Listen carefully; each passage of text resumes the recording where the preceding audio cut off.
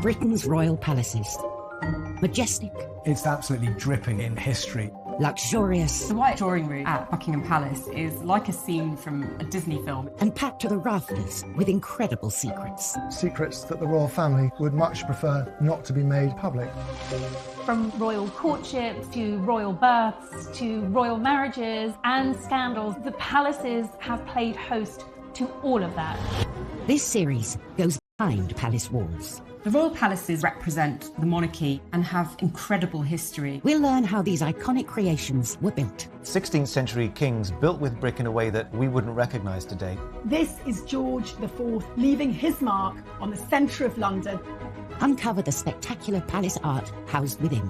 The royal collection is vast, and I mean vast. It has more than 1 million objects spread across all of the royal palaces. Just imagine what has been collected over centuries. So this collection is unlike any other collection in the world. Discover their gruesome stories. It's an amazing insight into the royals' history, but also our common history. Frankly, if you're going to cut the head off a king, it's got to be done in a palace. And relive the recent events that shaped the modern royal family. The whole case was an absolute fiasco and a huge embarrassment. The Queen was particularly aggrieved that Harry had done it in the way that he had. This is The Secrets of the Royal Palaces.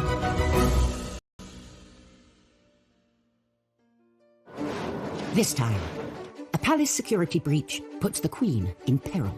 To wake up to find a complete stranger standing over your bedside must be terrifying. We reveal Sandringham's scandalous past as a playboy prince creates the ultimate party palace. He was a gambler, he was a bit of a drinker, and he was constantly at it. And the world's most iconic palace suffers a plumbing problem. She had this handkerchief in perfume just put to her nose so she wouldn't smell it. We reveal the secrets of Leonardo da Vinci's drawings hidden within the royal collection. Can you imagine the changes in the course of modern science that might have come about had we discovered them earlier? And we glimpse inside Windsor's coronavirus bubble. Like everybody, the Queen has had to make sacrifices during lockdown. Like the monarchs who have gone before her, the Queen has a range of spectacular palaces to enjoy. But she doesn't visit them on a whim. The royal year runs like clockwork. The Queen's calendar doesn't change. Every summer is at Balmoral and every Easter is always spent at Windsor. And for Christmas, there can only be one location, Sandringham in Norfolk. We think of Sandringham as all the royals getting together for their Christmas Day service and getting those iconic shots. 12th century, monarchs had spent the festive season at Windsor Castle. But this all changed when the royals put down roots at this much-loved family home. Set in 20,000 acres of Norfolk countryside, this mini-kingdom has been the private home of 4 generations of British monarchs.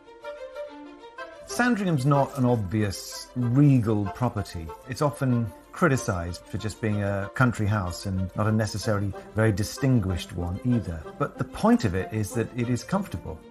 I think Sandringham occupies a unique position among the royal residences, and each succeeding generation of royals has loved it. Sandringham is about the private person. It's about the family life behind the image of the throne. Prince Philip has retired there. So in many ways a kind of wholesome royal family house, but indeed its history was rather different. In 1862, Queen Victoria acquired the Sandringham estate for her somewhat wayward son and heir, Edward. Edward was notorious. As much as his parents were sort of chintzy and conservative and domestic and dull, Edward was revolting, libidinous. He was a gambler, he was a bit of a drinker, and he was constantly at it. He had a voracious appetite for women. Marlborough House, Edward's London home, was notorious. Sandringham would be a sobering retreat where he could grow into the role of king. Get him back on track, stick him in an off-path, off-beat estate, and see if we can't improve his behaviour somewhat. Edward threw himself into the project, demolishing the original Georgian house to make way for a new retro house. Sandringham was a style which some people call Jacobean. It's a generic 16th into 17th century revival. It talks about an age of historical confidence. It's youthful, it's a bit extravagant, but by no means too extravagant. new Sandringham looked sensible on the outside, but inside it was a palatial party house. You wonder what the architect's brief was for Sandringham. If you have a checklist for the racy young monarch-to-be of the 1860s and 70s, you might want a bowling alley or billiard tables. But you've got to have the space to entertain people and to get engaged in country pursuits. And if you are a Prince of Wales, you've got to do it in style. Edward also made the most of Sandringham's vast estate, turning it into a shooting paradise, complete with Europe's largest game larder. It was less in many respects about the house and more about the grounds, this kind of playboy park, for want of a better expression, which is where a lot of Edward's attention went. They planted thickets and they imported literally bags of this, the very best shoot in England, and that really, really mattered at the time. They say time waits for no man, but at Sandringham, even the clocks were subject to royal whims. Edward was absolutely determined to try and cram in as much hunting each day as he could. And indeed, he changed the clocks to created Sandringham time to give him more daylight hours to hunt in. Sandringham time, 30 minutes ahead of Greenwich Mean Time, was the official time on the estate from 1901 until 1936. And eventually, Edward's mother got her wish, as he and his country house settled down somewhat. The thing about Sandringham is that, like its inhabitants, it grew up. It went from being a place of billiards and bowling to more cultured pursuits as Edward VII and Queen Alexandra and their children all evolved and grew up. And so the old bowling alley became the Long Library, and that's where the Queen is shown when she gave her first televised address to the nation. So it's not a fixed thing, it shows a life lived. The royal palaces serve as homes, as offices, and as bolt holds away from it all. But they all share a common purpose: to keep the royal family safe. Some were built with security in mind. Windsor is a castle. It was built to do battle. It was built to house armies. It was built to protect a royal family. But the palaces are not always as secure as they seem. At 6:45 a.m. on the 9th of July 1982, unemployed labourer Michael Fagan approached Buckingham Palace. His actions over the next 45 minutes would uncover a series of shocking weaknesses in the palace's security systems. He managed to climb this 14-foot high wall. And then he climbed up a drain pipe into a window and found himself roaming free in the corridors of Buckingham Palace. It's the most extraordinary breach of security.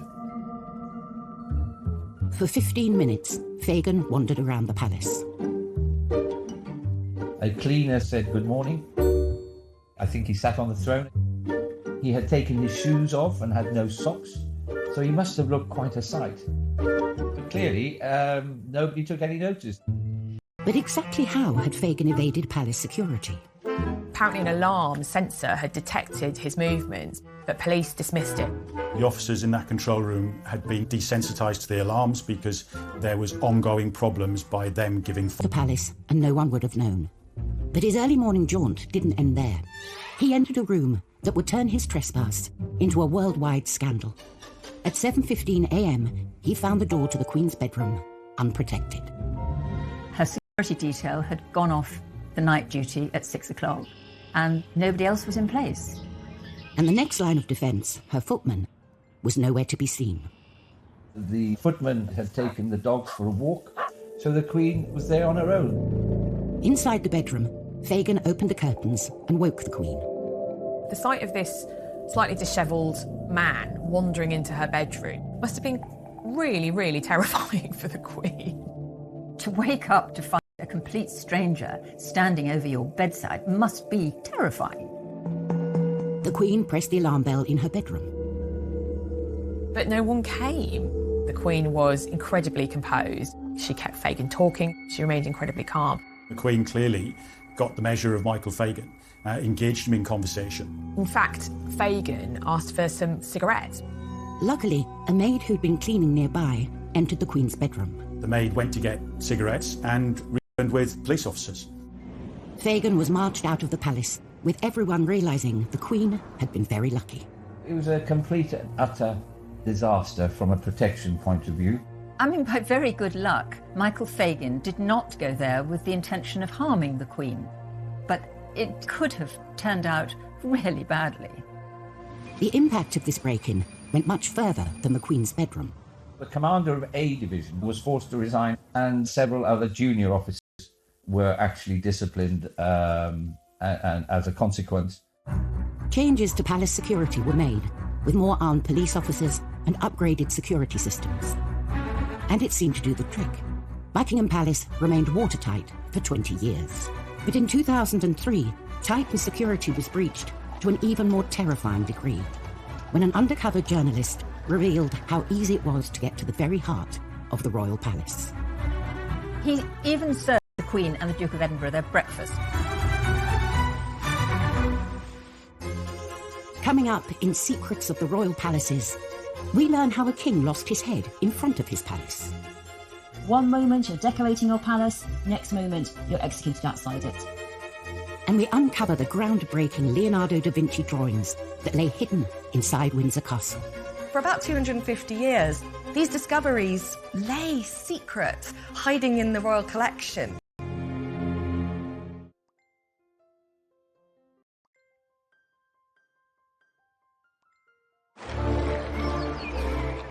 In joy and celebration. But they have also been the site of the royals' darkest days. In January 1649, the monarchy was in peril, and so was King Charles I. He'd lost the English Civil War against Oliver Cromwell and his parliamentarians, and now he was on trial. He was essentially put on trial for not doing the job of king in the way he should have done, for really taking too many powers from Parliament and proroguing Parliament too much, so don't do that. He defended himself quite valiantly and said he shouldn't be on trial at all because he was king and only answerable to him up there. But it was a foregone conclusion, open and shut case to the Cromwellians. He was found guilty and sentenced to be executed. Having been tried at the Palace of Westminster, the king was sent to St James's Palace to await his death. He had a lot of palaces to look at when he was suffering his final awful days. On the 30th of January 1649, Charles was marched across St James's Park, not to Tower Hill, the traditional execution site, but to the Palace of Whitehall. Because frankly, if you're going to cut the head off a king, it's got to be done in a palace. And this wasn't just any palace. Whitehall was probably the largest palace in Europe and the centre of English royal power. It was also beautiful. At the banqueting house of Whitehall, Charles I actually decorated the roof with these incredible Rubens paintings. As he's going to be executed for being too divine right, too power hungry as a king, he sees over his head these murals, these beautiful paintings of kingly divine right. Charles I is taken outside Whitehall Palace, outside the banqueting house, on a scaffold. He gives a very brave and valiant speech, but unfortunately it's a bit windy and no one really can hear it. But he submits very bravely, he tucks his hair into a cap so that they can get a nice clean blade, and he raises his arm as a signal. So, that's quite significant, isn't it? That actually he gets to raise his arm. Most people who are executed have no choice when the axe comes down, but he has that moment of grace. And he was finally executed in front of everyone outside Whitehall Palace. So you have to watch out if you're a king. One moment you're decorating your palace, next moment you're executed outside it. Charles I lost his throne and his head, but he left an incredible legacy, a collection of artworks that will become the basis of the royal collection. Charles I was a great lover of the arts. He recognised the power of collecting, the power of art to showcase the strength of the monarchy and of the court. When the monarchy was restored, the collection boasting over 1 million items. Some are proudly displayed on palace walls, and others are carefully archived and rarely seen. Windsor Castle's print room is home to an extraordinary collection of some 600 drawings by Leonardo da Vinci. Leonardo da Vinci has rightly been recognised as one of most incredible minds of all time. This collection was acquired by Charles II, who came to the throne nearly 150 years after Leonardo's death. Both men shared a passion for the arts and science. Charles II was known as the Merry Monarch. He had spent years in exile after the beheading of his father, Charles I. And when he came back, he was absolutely determined to invest in the arts and in the sciences. That was going to be his legacy. He founded the Royal Observatory, he sponsored the Royal Society, which was the oldest scientific institute anywhere in the world. For hundreds of years, this collection of drawings has been kept hidden at Windsor, where only a privileged few could view them, including a young Prince Charles. As a boy, Prince Charles was rather taken by these drawings and spent some time with archivists looking at them. And when he later told the family what he'd been doing, they thought it was all rather strange because, of course, they'd all been outside messing around on horses, and he had been locked inside looking at the drawings of Da Vinci. In 2019, the public were allowed a glimpse of this rare collection, as hundreds of them went on display at Buckingham Palace's Queen's Gallery. 2019 was a mesmerising moment. They'd always been lent in small numbers to individual exhibitions, but there was a huge exhibition at the Queen's Gallery. Actually, these drawings were never intended to be seen at all. Leonardo used them as his laboratory to explore new ideas, particularly in the field of human anatomy. The things he discovered were revolutionary. Really minute anatomical drawings that can still help anatomists today. For about 250 years, these discoveries lay secret, hiding in the royal collection. But can you imagine the changes in the course of modern science that might have come about had we discovered them earlier? But the drawings had still more secrets to reveal. Secrets that would lie hidden to the naked eye. Royal palaces house not only priceless treasures and centuries of history, but also the royals themselves. Keeping the palaces safe and secure is of paramount importance. In 1982, Michael Fagin's intrusion into the Queen's bedroom revealed the cracks in Buckingham Palace's defences. 20 years later, they would be tested again, but this time the intrusion would go unnoticed. In 2003, Daily Mirror journalist Ryan Parry decided to put royal security to the test. Could he get into Buckingham Palace by applying for a job there? The application process was surprisingly straightforward. Parry gave the pub where he'd grown up in Wales as a reference. When the palace phoned, the barmaid apparently on the phone yells out to the pub, "Does anyone know this Ryan Parry bloke?" And a regular who's sitting at the bar said, "Oh, I know him, I know that Ryan Parry. Oh, I know him, he's a good bloke." And on that basis, the personnel of the royal household employed him. Ryan Parry started work as a royal footman. To expose the access he had, a covert Daily Mirror photographer was positioned to snap him. These images showed he was at the heart of the royal household, with no proper security checks.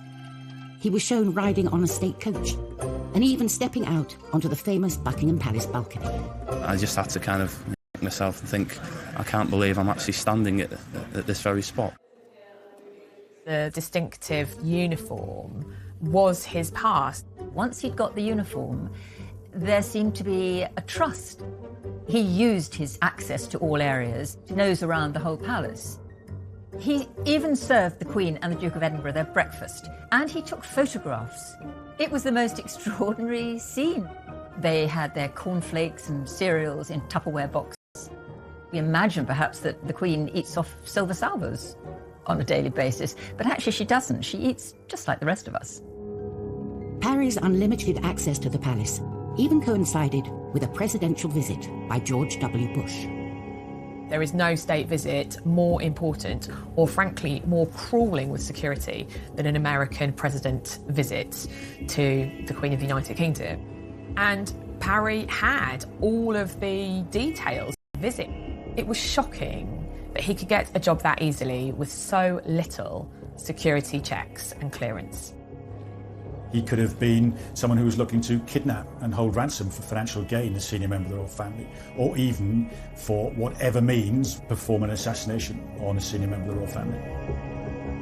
And just as the president was settling into his suite at the palace, amid some of the tightest of the Buckingham Palace gates. He'd finished his duties at 11 p.m, put up his uniform, packed his bags, and just walked out. The next day, the Mirror published his story, 15 pages of detailed insights into life at Buckingham Palace. My brief was particularly to look at the security procedures in place. But a lot of what you wrote, obviously, was more kind of below-stairs tittle-tattle, wasn't it? Sure, but I mean, that was all part of my information gathering. The palace were furious because, of course, Ryan Parry was undiscovered. They only knew about it when they saw the front page the following day. This wasn't just a breach of security. They'd had an intruder who had taken photographs of their space, their private life. The Mirror claimed the undercover operation exposed lapses in security rather than in invading royal privacy. You have to look at how those flaws are exposed and how, in fact, you make sure you deal with them, so that shouldn't be allowed to happen again. An inquiry into the incident, to a new vetting procedure being introduced to ensure the palace is kept watertight. But for those tasked with keeping the royal palaces secure, the challenges remain. Palaces and castles are not prisons. You don't have ack-ack guns, you don't have huge amounts of barbed wire. And the royals themselves do not want the intrusion, so you have to balance that their homes with security, and it's not an easy job. Still to come on Secrets of the Royal Palaces, we reveal Windsor Castle's invisible Leonardo da Vinci drawings. It's an incredibly rare privilege to be able to see them in the flesh. They're not normally able to be on display. And we glimpse inside Sandringham's most private of rooms, where one Thomas Crapper spared the blushes of the prince's mistresses. They would have had to have put up with gross, handsy Edward, but they could have at least flushed away their own detritus. The royal palaces are home not only to the royal family, but to some of the most important artworks on the planet. All of this stuff is the Queen's, but it's also the country's. The royal collection looks after all of this priceless furniture, all of these priceless paintings on behalf of the nation. Amongst the collection is this rarely seen set of some 600 drawings by Leonardo da Vinci. Acquired by King Charles II over 350 years ago, they're still revealing their secrets today. One of the things that would have really appealed to Charles II as both a collector and someone with quite a scientifically inclined mind was Leonardo's mirror writing. Many of the drawings are covered in a strange handwriting, and this was Leonardo's secret shorthand. It was also mirrored, so it only reads properly from right to left if you hold it up in front of a mirror. We're not entirely sure why he did it. One, he wouldn't be smudging his own ink as he went. To me, it really looks like it's coded. So perhaps he used mirror writing in order to protect his ideas from people that might wanted to steal them. But these weren't the only secrets the collection was concealing. Among Leonardo's most beautiful sketches are pieces of paper that seem like they are completely blank. Over the centuries, the drawings had faded. But under UV light, they are revealed.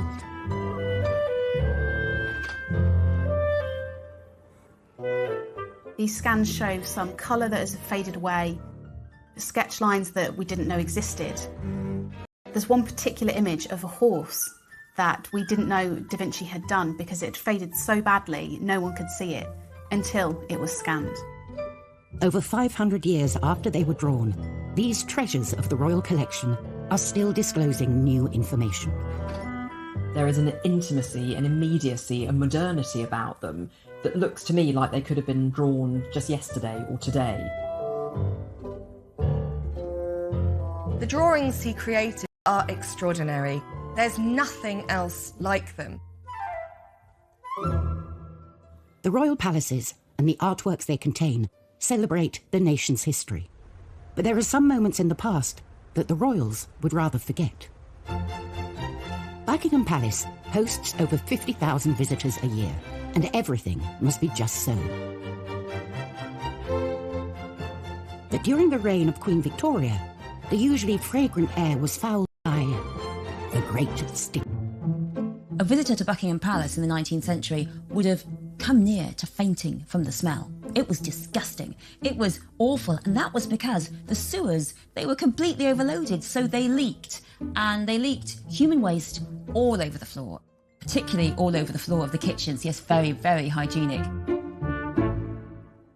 And so there's Victoria, the most powerful woman in the world, and she is living in a palace full of leaked human waste. It's completely disgusting.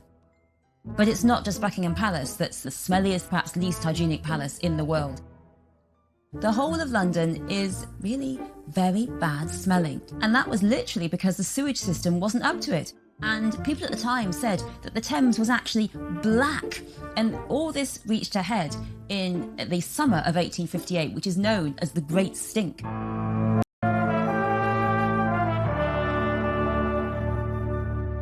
And Queen Victoria herself, well, she soldiered on.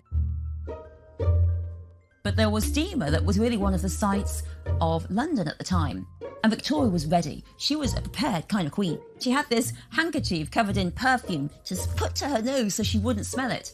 But even, she said, after 2 minutes, she couldn't cope. So she had to say to the boat, go back to Buckingham Palace. She really felt she was about to faint. She said to her daughter Vicky that she'd been half poisoned by the smell of the Thames.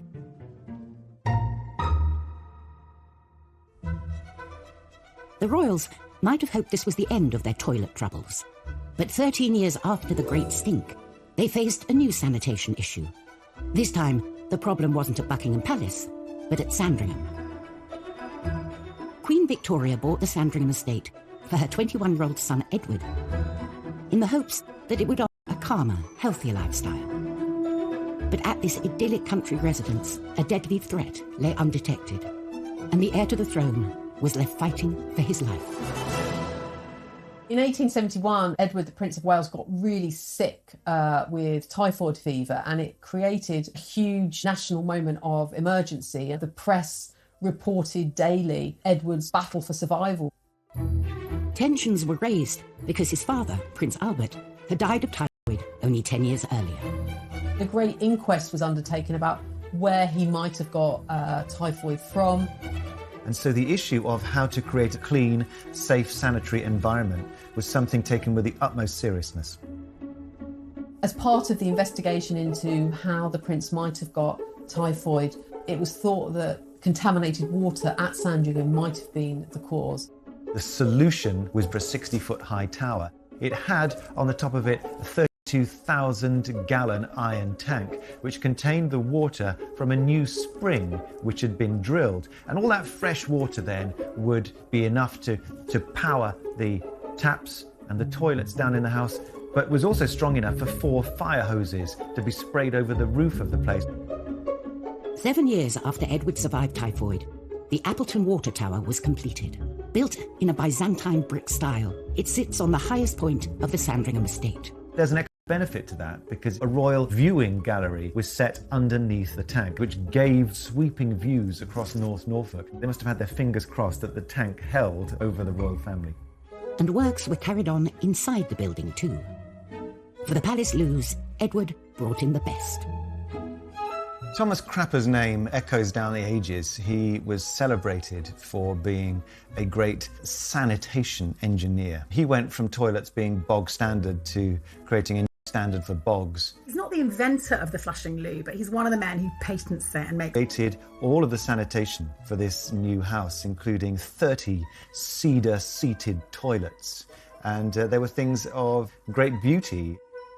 For Edward, such pretty porcelain was certainly an added attraction. He was well known for keeping a string of pampered mistresses. So for his mistresses that are allowed to come to Sandringham, and they weren't all, but certainly Lily Langtry did, and we know that in the latter years Alice Keppel came to Sandringham, they would have enjoyed a flushing loo. They would have had to have put up with gross, handsy Edward, but they could have at least lushed away their own detritus. So there is always an advantage to being the lover of royalty.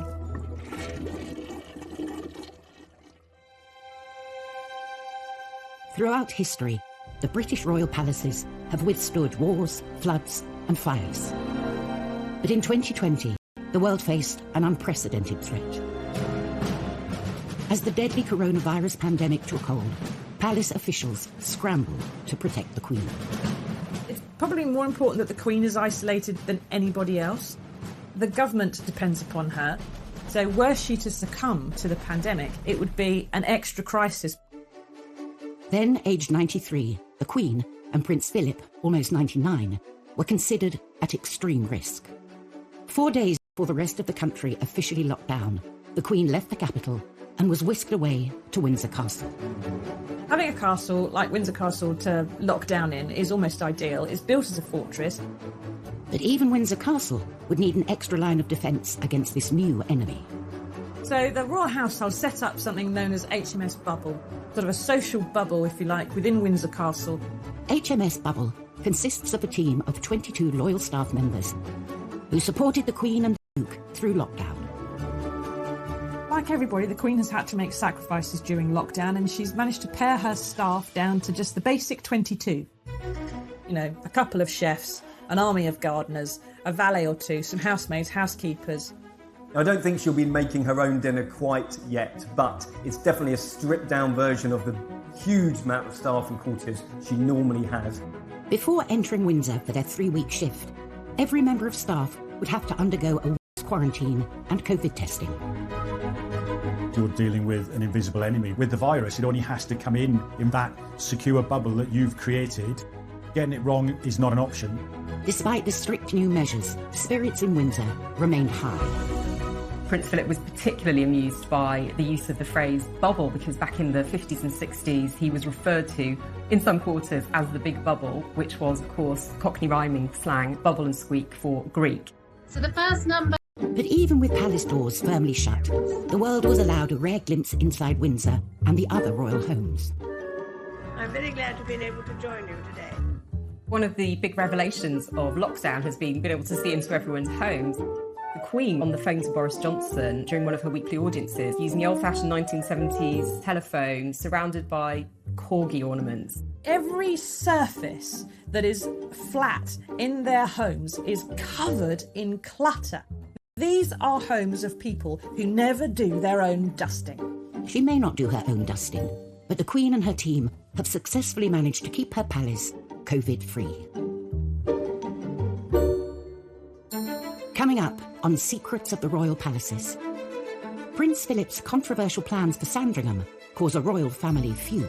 The Queen Mother, she was horrified that a house that she loved might be threatened with demolition. And we reveal the strict protocol surrounding the royal tartan. It is the most exclusive fabric that anyone could wear in the world. This traditional country house is much loved by the royal family, and by one senior royal in particular. Sandringham Estate is really the kingdom of Prince Philip. It was given to Prince Philip by the Queen after her accession, and the fact that he's retired there really shows that it's there that he feels most at home. But the old house hasn't always enjoyed universal acclaim. If you look at the critiques of Sandringham, it's never held up as a fine piece of architecture. In fact, it was said under George V that there wasn't one fine stick of furniture or bit of art in the place, with the exception of some tapestries. Philip had his sights set on a rather radical makeover. It might surprise us to think of the Duke of Edinburgh suggesting that Sandringham should be demolished. But once upon a time, he did that in 1960. If Sandringham needed to be swept with a new broom, the Duke of Edinburgh was the man to wield it. Philip carved out this role as a bit of a moderniser. Now, that's not how we'd see him today, but give the guy a break. He's in his 100th year. Prince Philip proposed that it should be pulled down and the dusty old rooms might be replaced with something altogether more modern and befitting of a 20th century monarchy. He looked to an architect called David Roberts, who'd used a brick modernism, large windows and open planning to create new types of space and lots of light. Amidst an atmosphere of post-war optimism, the Queen was sympathetic to Philip's modern ideas. But then the Duke came up against a formidable opponent. The Queen Mother hadn't really bought into that whole picture, and she was horrified that a house that she loved might be threatened with demolition. Queen Elizabeth faced a dilemma: back her beloved Philip or put family and tradition first. This isn't just a royal residence. It's somewhere that the Queen is hugely emotionally invested in. Her grandfather and her father adored Sandringham. Ultimately, the Queen Mum got her way. The Queen rejected Philip's plans and the nation was spared a 1960s concrete palace. So Sandringham stayed there since. The interiors are still largely as they were in the 19th century. The sitting room is kind of full of knickknacks. There's the feeling that Queen Alexandra or Queen Mary have sort of just left the room. So not necessarily everybody's taste, some might say a bit over the top, but actually very, very intimate and warm and cosy. Sandringham isn't the only much-loved private royal home. Balmoral is set amongst the lochs and mountains of the Scottish Highlands. Its beauty inspired one royal to turn fashion designer. At Balmoral, the royal family loved to embrace the Highland life, particularly when it comes to their attire. The family take their Scottishness very seriously, and they wear tartan a lot when they're in Scotland. For centuries, tartan has been worn by Highlanders as a symbol of clan identity. Each clan in Scotland has its own tartan. It represents the family, the lineage, the history of that particular clan. So it's about as Scottish as you can get.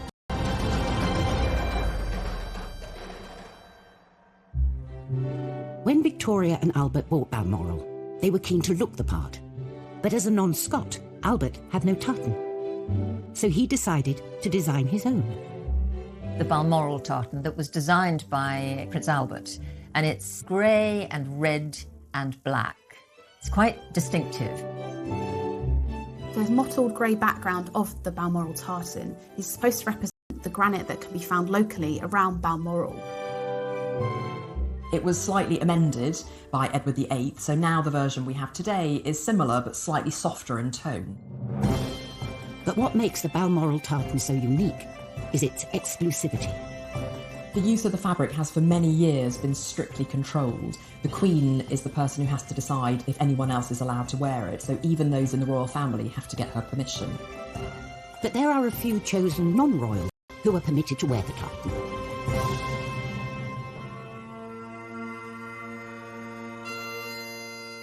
Bagpipe players on the Balmoral estate and also the Queen's personal piper are the only non-royals who are allowed to wear this tartan.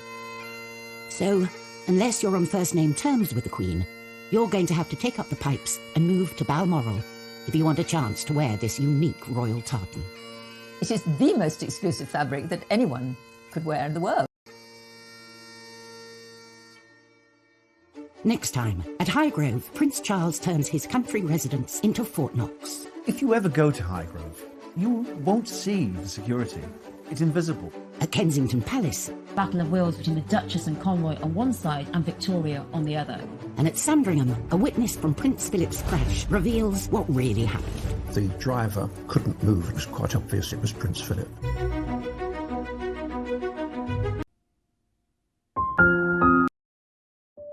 Just put to her nose so she wouldn't smell it.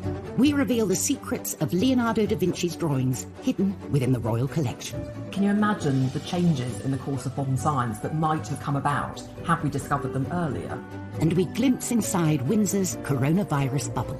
Like everybody, the Queen has had to make sacrifices during lockdown.